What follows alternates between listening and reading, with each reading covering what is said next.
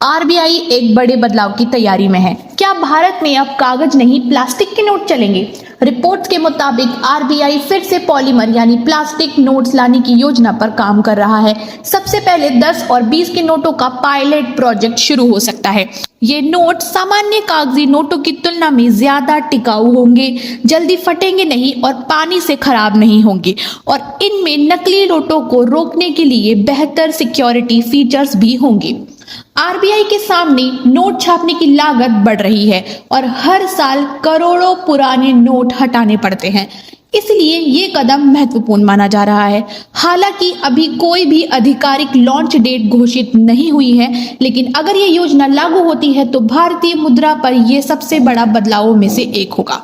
क्या आप भी प्लास्टिक के नोट को इस्तेमाल करना पसंद करेंगे? अपनी राय कमेंट में जरूर बताएं और इसी प्रकार की जानकारी के लिए जुड़े रहिए हमारे साथ और देखते रहिए लोकमत भारतवाणी। धन्यवाद।